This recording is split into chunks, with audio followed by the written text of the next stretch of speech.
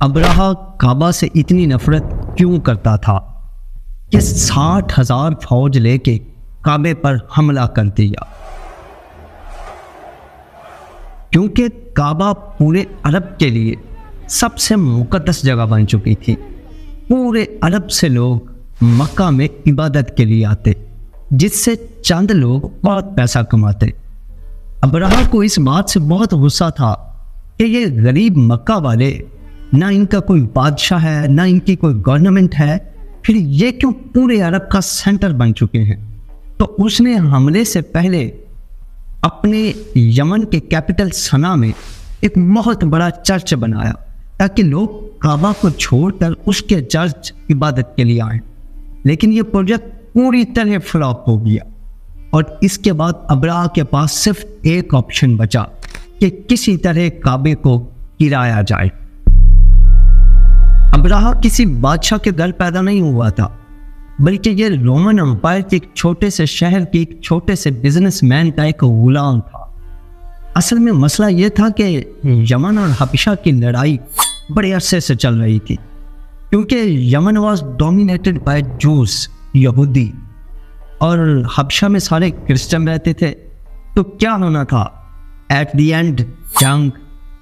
تو پہلے یہودیوں نے حملہ کیا اور کرسچن علاقوں میں بہت تباہی مچائی، جس کی وجہ سے سپر پاور رومن امپائر بہت غصہ ہوئی۔ تب یہی کرسچن ہی سپر پاور تھے۔ رومن امپائر نے حبشہ میں اپنے کرسچن بھائیوں کی مدد کے لیے یمن میں یہودیوں کی سلطنت کو ہمیشہ کے لیے ختم کر دیا، اور اس کام کے لیے انہوں نے اپنے ہی ایک غلام جس کا نام تھا ابرہہ، اس کو استعمال کیا۔ یہ 1,00,000 فوج لے کے آیا اور یہودیوں کی تباہی مچا دی۔ اس جیت کے بعد ابرہہ بہت زیادہ اسٹرانگ ہو گیا اور اس نے یمن کو اپنے ہی ملک حبشہ سے الگ کر لیا۔ حبشہ کے بادشاہ کو اس بات پہ بہت غصہ آیا اور اس نے ایک اور فوج بھیجی، لیکن اس بار ابرہہ کے خلاف۔ لیکن اس نئی فوج نے اپنے ہی جنرل کو قتل کر کے ابرہہ کے سامنے پیش کر دی اور ابرہہ کی فوج میں شامل ہو گئے۔ اس کے بعد ابرہہ پورے عرب کا طاقتور بادشاہ بن چکا تھا اور پورے عرب میں اس کا انفلوئنس پھیل چکا تھا، سوائے ایک چیز کے، ہر سال پورے عرب سے ہزاروں لوگ مکہ میں خانہ کعبہ کے طواف کے لیے جایا کرتے تھے۔ تو ابرہہ نے سوچا کہ اس میں کون سی بڑی بات ہے، ہم بھی ایک بنا لیتے ہیں۔ تو اس نے اپنے کیپٹل میں ایک عالی شان چرچ بنایا، جس میں اس نے پوری دنیا کے ہیرے جواہرات سے بھر دیا۔ یہ چرچ پورے عرب میں ایک شاندار اور عالی شان قسم کا چرچ تھا۔ عربوں نے آج تک اس طرح کی کوئی چیز نہیں دیکھی تھی، لیکن کوئی بھی اس کی عبادت کے لیے نہیں آیا، سب اسی پرانے کعبہ میں عبادت کے لیے جایا کرتے۔ اتنا خرچہ اور اتنا سب کچھ کرنے کے باوجود جب ابرہہ نے دیکھا کہ وہ مکمل فیل ہو چکا ہے، تو اب اس کے پاس ایک ہی آپشن تھی۔ اس نے 60,000 فوج اکٹھی کی اور کعبے پر حملہ کر دیا۔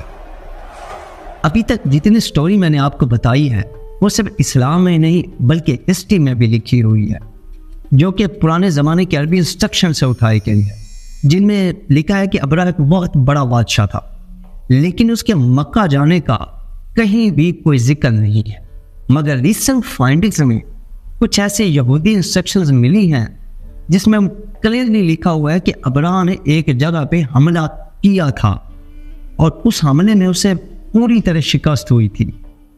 تو اب بڑے بڑے ہسٹورینز بھی اس کو مکے پر اسی حملے کو ہی قرار دیتے ہیں، جس میں ابرہہ اپنے ساتھ کچھ ہاتھیوں کو بھی لے کے گیا۔ عربیوں کو پتا تھا کہ وہ ابرہہ کا مقابلہ نہیں کر سکتے۔ کچھ قبیلوں نے لڑائی کرنے کی کوشش کی، لیکن ابرہہ نے انہیں کہا کہ وہ کوئی خون خرابہ نہیں چاہتا، وہ صرف کعبے کو گرانا چاہتا ہے تاکہ لوگ اس کے چرچ میں آئیں عبادت کے لیے۔ آس پاس سب کچھ لوٹنے کے بعد جب وہ مکہ پہنچا تو اس نے ان کے چیف کو بلایا، تو عبد المطلب نے آ کے کہا کہ آپ نے میرے کچھ اونٹ قبضہ کیے ہوئے ہیں وہ مجھے واپس کر دیں۔ ابرہہ ہنس کے کہنے لگا مجھے تو لگا کہ تم بہت بہادر شخص ہو، تمہیں تو اپنے اونٹوں کی ٹینشن ہے۔ تو عبد المطلب نے کہا کہ میں صرف اپنے اونٹوں کا مالک ہوں، اس گھر کا جو مالک ہے وہ جانے اور تم جانو، لیکن اتنا میں تمہیں بتا دوں کہ آج تک کوئی بھی اس گھر کو نقصان نہیں پہنچا پایا۔ اگلے دن ابرہہ نے اپنی فوج کو حملے کا حکم دے دیا، لیکن اس کا ہاتھی رک گیا، بہت کوشش کے باوجود وہ نہیں ہلا۔ اسی اثناء میں آسمان سے کچھ پرندے آئے اور ہر ایک کی چونچ میں ایک پتھر تھا۔ یہ ایسے پرندے تھے جنہیں اس دن سے پہلے نہ کبھی کسی نے دیکھا تھا اور نہ اس دن کے بعد کبھی کسی نے دیکھا، اور وہ ابرہہ کی فوج کو نشانہ لے لے کے پتھر مار رہے تھے۔ اب اس کو بہت سارے ہسٹورین نے اسمال پاکس کی ایک ایکسٹریم قسم کہا ہے، کیونکہ جیسے ہی یہ پتھر ان کے جسموں کو لگتے تو وہ خارش کر کر کے اپنے ہی جسموں سے اپنا ہی گوشت تک نوچ لیتے، حتیٰ کہ ان کے جسم کی ہڈیاں تک نظر آنے لگتی، اور اس حالت میں یہ فوج واپس آئی اور ابرہہ کی 60,000 کی فوج تباہ و برباد ہو گئی۔ مکہ کے قریش کی یہ جیت پورے عرب میں پھیل چکی تھی، اور قریش عرب کے نئے بادشاہ کے طور پہ سامنے آ چکے تھے۔ اس واقعے کے بعد پورے عرب سے لاکھوں لوگ کعبے میں طواف کے لیے آنے لگتے، اور مکہ میں ہر سال ایک عظیم و شان میلہ سجنے لگا، اور عربوں کی دولت ڈبل ٹرپل آسمان کو چھونے لگی۔ لیکن اسی سال اچانک عراق کے سب سے بڑے ٹیمپل میں جو آگ سالوں سے جل رہی تھی بجھ گئی، اور اسی سال مکہ میں ایک یتیم بچہ پیدا ہوا جس کا نام تھا محمد صلی اللہ علیہ وآلہ